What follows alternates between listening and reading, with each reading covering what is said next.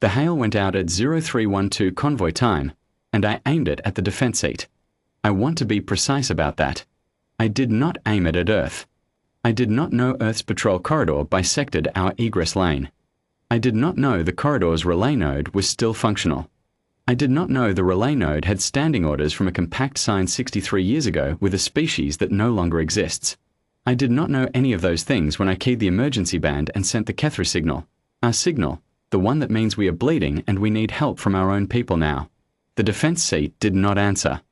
I sat on the bridge of the enduring claws with a pressure bandage around my left arm, third-degree burns from the conduit rupture that had killed my comms officer 14 minutes earlier, and I watched the silence on the reply channel with the particular cold patience of someone who has run out of alternatives. Behind us, the convoy, 11 vessels, 7 of them civilians, for carrying wounded from the Verith Combine's assault on the Kethri extraction platform at Duvan Station. Ahead of us, the egress corridor to the Kethri interior, 41 light minutes of open space that my navigator had plotted us through because it was the route least likely to have Verith hunter-killers waiting in it. We had been wrong about that too, as it turned out. But the hunter-killers that had found us were themselves damaged, 1 drive-killed, 1 bleeding reaction mass, which was why they were behind us instead of already on top of us, and why we still had 40 minutes of lead that I was spending on a silent emergency channel. My second officer, Penneth, was doing the fuel calculations again. He had done them twice already. The numbers had not changed between calculations, and they did not change on the third pass. We had enough to reach the corridor's mouth. We did not have enough to make the interior if we had to maneuver.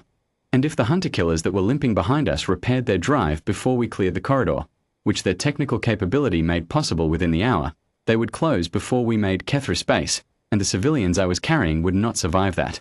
Defense seat is not responding, Penneth said. Not a question. He knew I could see the channel. Keep the hail on repeat, I said. Try the relay at Oven Crossing on the tertiary band. He tried. Oven Crossing did not respond either. The Verith's suppression net was broader than our intelligence had suggested, which was a problem that I would have time to be furious about later, if there was a later.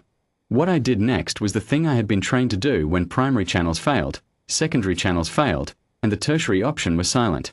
I activated the convoy's emergency burst protocol. It is not a sophisticated system. It takes the distress hail, encodes it into the standard Kethri emergency format, and broadcasts it on every frequency the transmitter can reach simultaneously, with a repeating header that identifies the vessel, the nature of the emergency, and our position. The theory is that something, somewhere, will hear it. Something did. At 0320 convoy time, 8 minutes after I triggered the burst, a reply came in on a frequency I did not recognize. Not Kethri defense frequencies, not Oven Crossing's band, not any faction band I had logged in my console's reference file. A clean, unencrypted signal.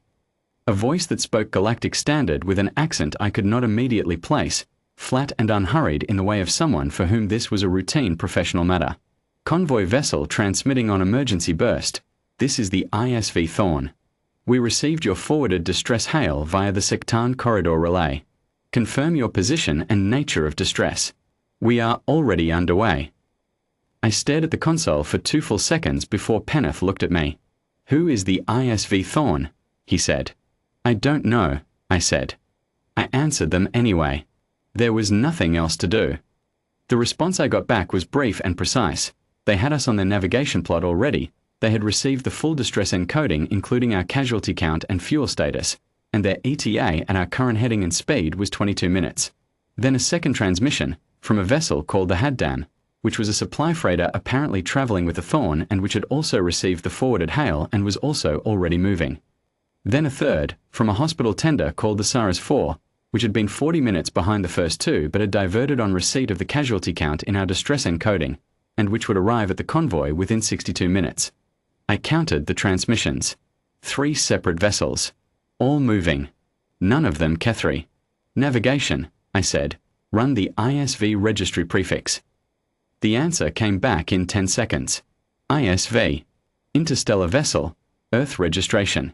I sat with that for a moment. Earth. The humans. I had sent a hail to the Kethri defense seat, and Earth had answered it.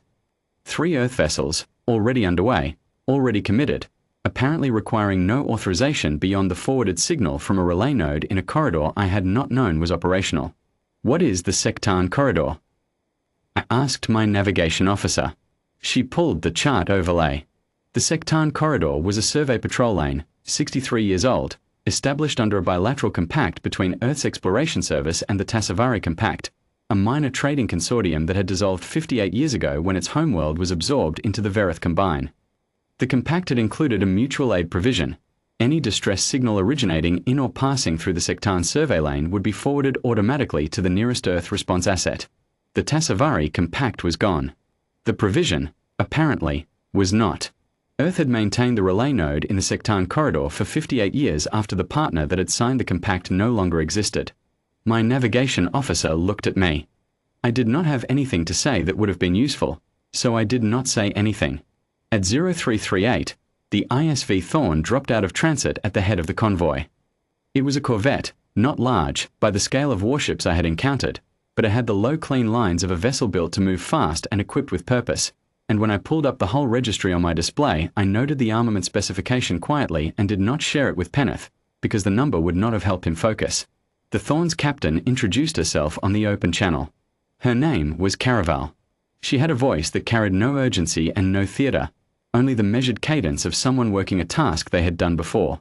Sorn, she said, I have your fuel figures and your Verith contact bearing. Give me the lead position. You take the center with your civilians. It was not a question. Understood, I said. The hunter killers are damaged. 1 drive kill, 1 mass leak. They may have repair capability within the hour. Noted, Caraval said.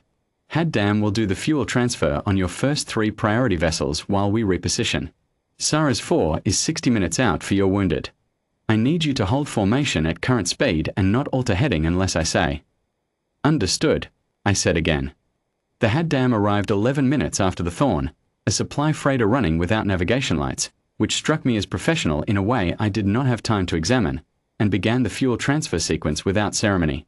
It moved to the first of our priority vessels, the civilian carrier Mevith's Grace, which had the worst fuel margin, and ran the transfer line in under 6 minutes. Then to the second. Then the third. The Haddam's crew worked with the brisk economy of people who had done emergency transfers under pressure before, and they did not ask us for help, and they did not stop moving. The Thorn put itself at the rear quarter of the convoy. Between us and the bearing the damaged hunter killers were limping in on. I watched its positioning on the tactical display and understood what Caraval was doing. She was not running, she was not trying to bluff, she was simply occupying the geometry that would force the Verith to engage her before they could reach the convoy. A single corvette, holding the gap. At 0411, the first of the 2 Verith hunter killers came back online with a repaired drive and began closing. Caraval said nothing on the open channel. The Thorn adjusted its position, and that was all. The hunter killer's approach slowed. I watched the bearing and speed indicators on my display, and I watched the hunter killer reduce its closing rate, and I understood that it was re-evaluating, because a damaged Verith hunter killer taking on an Earth corvette that was not retreating from its path was a different calculation than a damaged hunter killer chasing an unarmed refugee convoy. The hunter killer did not stop, but it slowed, and it held a wider approach angle, and it did not commit. The second Verith vessel, the one with the mass leak, could not restore its drive. It drifted. At 0453, the Saras 4 arrived. A hospital tender, larger than the Thorn and slower, with the broad midships hull of a vessel built to hold people and keep them alive rather than to move fast or fight. It pulled up to the flank of our wounded transport, the Duvan Reclaim, and the transfer began. I had 41 wounded. 12 of them were critical. The Saras 4's medical team, I learned later there were 9 of them, worked the transfer in 2 groups, triage and stabilization running simultaneously. They did not ask permission to begin. They identified the critical cases from our medical encoding and went to them first. Within 40 minutes they had the 12 critical patients aboard the tender and were already working. At 0519, the first hunter killer, having spent an hour measuring the Thorn's position and finding no opening it was willing to pay for, altered course and began to withdraw. The Thorn did not pursue. I watched it go. Caraval's voice came on the channel a few minutes later, the same flat, unhurried cadence she had used at 0338. Convoy is clear, Sorn. Saras 4 will escort your wounded to Kethri interior space. I can take the lead position to the corridor mouth if you want the screen. I appreciate it, I said. Don't worry about it, she said. We made the corridor mouth at 0611. The Kethri defense seat, which had not answered at 0312, responded at 0604, 52 minutes after the fact, with a priority flag and a request for our situation report. I sent them the situation report. I did not add commentary. The Had dam broke off at the corridor mouth with a brief transmission confirming our fuel margins were sufficient for the interior run. No ceremony. The Thorn held position until our rearmost vessel was through the corridor mouth, then departed on its own heading without additional communication. I sat with the routing log for a long time after we were safely inside Kethri space. My comms officer was dead. My arm needed attention that I had been putting off for 6 hours. The convoy was intact. I pulled the full record of the Sectan corridor's automated forwarding action. The relay node had logged our emergency burst at 0313, 1 minute after I sent it, identified it as a distress signal matching the mutual aid criteria in the bilateral compact with the dissolved Tassavari compact, and forwarded it to Earth's nearest patrol response asset. The entire action had been automatic. No human had authorized the Thorn to move. The compact had authorized it 63 years ago, and Earth had kept the relay node running, and the relay node had done what it was built to do. The Tassavari compact had signed the compact because they moved cargo through this corridor, and they wanted a mutual aid arrangement with a species they considered reliable in emergencies. Then they had ceased to exist. Earth had maintained its side of the arrangement for 58 years after there was no longer a partner to maintain it for. I do not know what the correct word is for that.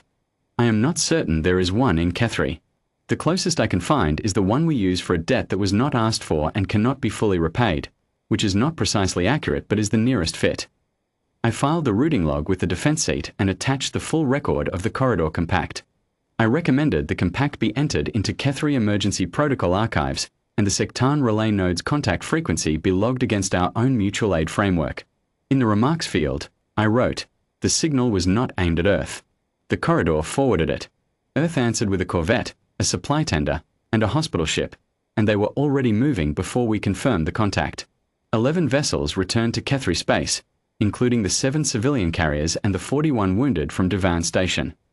I filed the report and then I let Penneth take the bridge and I went to see the ship's medic about my arm. I still have the compact in my emergency archive. The Sectan corridor relay is in our contact list now, in the first priority emergency band, right above the defense seat that took 52 minutes to answer. That is where it belongs.